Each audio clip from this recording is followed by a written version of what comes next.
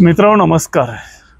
जंगल प्रदूषण या मालिकेमध्ये आज आपण प्राण्यांचं होणारं प्रदूषण या विषयावर चर्चा करणार आहोत। जंगल ही परिसंस्था मुळात केवळ वृक्ष, वेली, गवत, झुडपं यांची बनलेली नसून जंगल या परिसंस्थेमध्ये प्राण्यांचाही समावेश होतो। या प्राण्यांच्यामध्ये प्रदूषण जे होतं ते दोन प्रकारचं प्रदूषण आहे। पहिला भाग येतो तो म्हणजे जंगल परिसंस्थेतील एखाद्या घटकातील एखाद्या उपघटकाचं प्रमाण हे मर्यादेपेक्षा कमी किंवा जास्त झाल्यामुळं त्या प्राण्यांच्यामध्ये होत असणारे बदल। आणि दुसरा जो प्रकार आहे तो म्हणजे त्या परिसंस्थेला अनभिज्ञ असणारा प्राणी, त्या परिसंस्थेमध्ये पूर्वी समाविष्ट नसलेला प्राणी त्या ठिकाणी आणून त्याला अधिवास करण्याची सक्ती किंवा कृत्रिमपणे त्याला अधिवास करायला लावणं हे दुसऱ्या प्रकारचं प्रदूषण आहे। या पहिल्या प्रकारच्या प्रदूषणामुळे अनेक प्राण्यांच्यामध्ये, पक्ष्यांच्यामध्ये बदल झालेले आपल्याला आढळतात। आणि हे बदल होण्याचं कारण जंगल परिसंस्थेतील एखाद्या घटकामध्ये जे बदल होत आहेत ते बदलामध्ये अनिष्ट परिणाम करणाऱ्या उपघटकांचं प्रमाण हे मर्यादेपेक्षा जास्त किंवा कमी झाल्यामुळं अशा स्वरूपाचे बदल होतात। मुळात प्राणी कुणाला म्हणायचं तर असे सजीव की त्यांच्या देहामध्ये हालचाल करण्याची क्षमता असते। स्वतःचं अन्न मिळवण्यासाठी ते एका जागेवरून दुसऱ्या जागेवर जाऊ शकतात, ते स्वतःचं संरक्षण करू शकतात, त्याचप्रमाणे स्वतःची वाढही करू शकतात। अशा सजीवांना आपण प्राणी असं म्हणतो। त्यांच्या पेशी ज्या असतात त्या कोलेजनने बांधलेल्या असतात आणि स्नायूमुळे त्यांना एका जागेवरून दुसऱ्या जागेवर स्थलांतर करता येतं। अशा या प्राण्यांच्यामध्ये सर्वप्रथम प्रदूषण जे होतं ते प्राण्यांच्या मध्ये होतं। प्राण्यामध्ये वेगवेगळे बदल घडतात आणि हे बदल घडवणारे जे घटक आहेत ते जंगल परिसंस्थेतले इतर घटक असतात। उदाहरणार्थ हवेचं प्रदूषण जर मोठ्या प्रमाणामध्ये वाढलं तर वायू प्रदूषकामुळे प्राण्यांना श्वसनाचे विकार होतात, वेगवेगळ्या आजारांना बळी पडण्याची शक्यताही त्यांची वाढते। या शक्यतांच्या बरोबर किंवा त्यांच्या श्वसन विकारांच्या बरोबर त्यांच्या प्रजनन क्षमतेवर सुद्धा मोठा परिणाम होतो। जर एखाद्या घटकाचं प्रमाण हे मर्यादेपेक्षा जास्त वाढलं आणि ऑक्सिजनचं प्रमाण त्या तुलनेमध्ये खूपच कमी झालं तर प्राण्यांना विषबाधा सुद्धा होते आणि त्याच्यामध्ये त्यांचा मृत्यू संभवतो।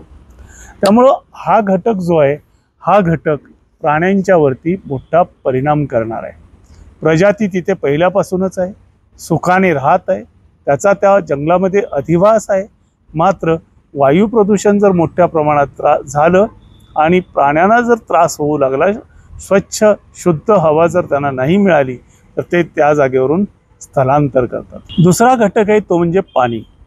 रासायनिक कचरा, सांडपाणी, कारखान्यात वापरलेलं पाणी हे ज्या वेळेस पाण्याच्या स्वच्छ पाण्याच्या साठ्यामध्ये मिसळतं आणि ते पाणी प्राणी पितात किंवा वनस्पतीमध्ये त्यातील काही घटक जातात आणि ते प्राण्यांच्या पोटामध्ये जातात, त्यावेळेस त्या प्राण्यांच्या जीवनशैलीमध्ये मोठा बदल संभवतो। अन्न साखळीमध्ये बदल होतो, प्राण्यांचं आयुर्मान घटतं, त्यांची प्रजनन क्षमता कमी होते।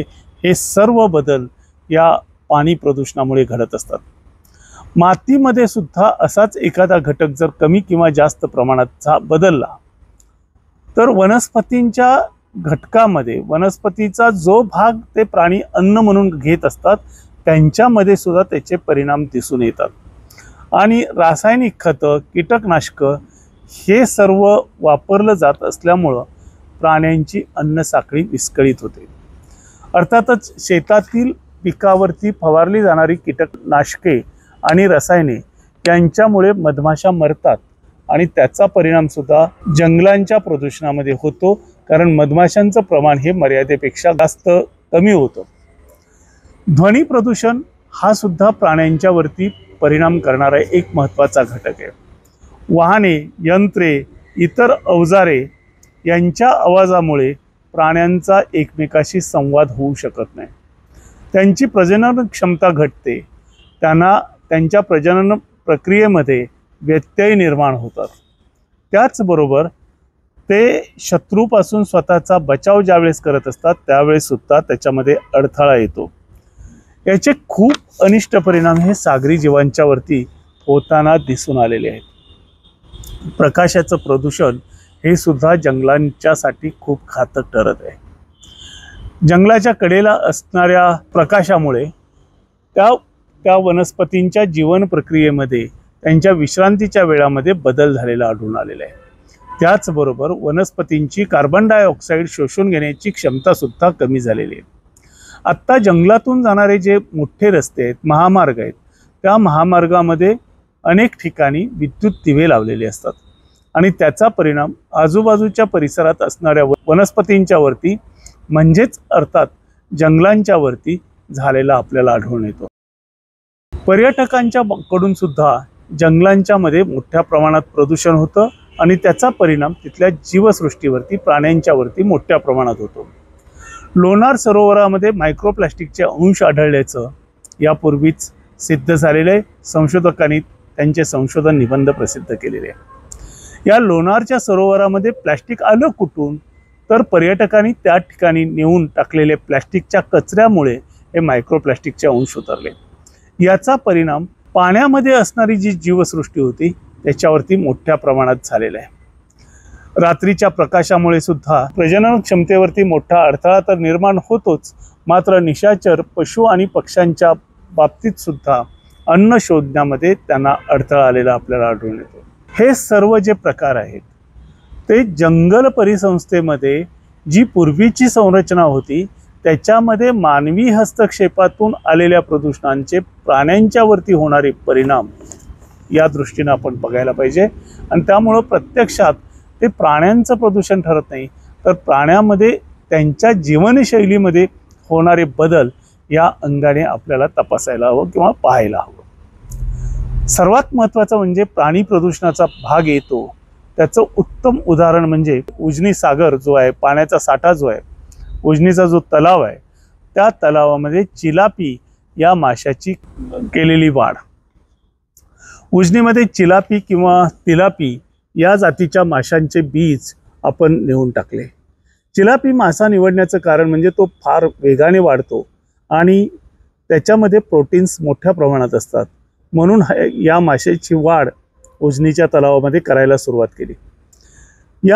हा चिलापी मासा इतर माशांची पिल्लं खातो, मात्र चिलापी माशाची पिल्ले जर इतर माशांनी खाल्ली किंवा इतर जीवांनी खाल्ली तर त्याला जीव गमवावा लागतो। त्यामुळे हा चिलापी मासा खूप वेगाने वाढला आणि आत्ता चिलापी माशाखेरीज अन्य मासे उजनी आणि भीमा नदीच्या पात्रात इतरत्र सापडत नाहीत। पाणी स्वच्छ ठेवणाऱ्या डुक्कर माशासारख्या अनेक माशांच्या प्रजाती आत्ता या भागातून नामशेष झालेल्या आहेत, कारण त्यांची पिल्ले बाहेर पडताच त्यांना हा चिलापी खाऊन टाकतो। पर्यटन संस्कृती आपल्यामध्ये न रुजल्यामुळं आपण जेथे जाईल तेथे आपल्याला आवडेल त्या गोष्टी आवडेल त्या पद्धतीने करत असतो। इथलाच माणूस ज्यावेळेस परदेशात जातो, अमेरिकेमध्ये जातो, दक्षिण कोरियामध्ये जातो, चीनमध्ये जातो, त्यावेळेस रस्त्यावरती कचरा किंवा पाणी पिऊन झालेली प्लॅस्टिकची बाटली फेकण्याचं धाडस करत नाही। मात्र माझा देश आहे, माझ्या देशात मी काहीही केलं तरी चालतं या भूमिकेतून रस्त्यावरती जाताना रिकामी बाटली फेकणारे अनेक महाभाग आपल्याला दिसत असतात। अशीच पद्धती आपण जंगलामध्ये सुद्धा वापरतो आणि त्याचा परिणाम जंगलांचं प्रदूषण, एकत्रित प्रदूषण होण्यामध्ये मोठ्या प्रमाणात होत आहे। आपण फिरायला गेल्यानंतर कचरा जंगलात फेकतो, नद्यामध्ये नाल्यामध्ये कचरा फेकत असतो, त्यातून पाण्यामध्ये प्लॅस्टिकचे अंश किंवा पाणी प्रदूषित होण्याचं प्रमाण हे वाढत असतं। त्याचेही परिणाम वनस्पतींसह प्राण्यांच्यामध्ये आपोआपच होतात। प्राण्यामध्ये होणारे हे जे बदल आहेत हे जितके घातक आहेत तितकेच परिसंस्थेत नसणाऱ्या प्राण्यांना एखाद्या भागामध्ये आणून वाढवण्याचा प्रयत्न घातक आहे। हे सर्व जे आहे हे सर्व समजून घेणं, त्याच्या मुळापर्यंत जाणं हे खूप गरजेचं आहे। खरं सांगायचं झालं तर निसर्गात हस्तक्षेप करण्याचा मानवाला अधिकारच नाही. मात्र मानव स्वतःला या सृष्टीचा मालक समजतोय. तो या सृष्टीचा स्वामी असल्यासारखा वागतोय आणि हेच मानवाच्या मुळावर उठायला लागलेलं आहे. माणूस जर असाच बेताल वागत राहिला, या सृष्टीचे आपण स्वामी आहोत अशा पद्धतीने जर त्याने वर्तन चालू ठेवलं तर ही सृष्टी बदला घेतल्याशिवाय राहणार नाही.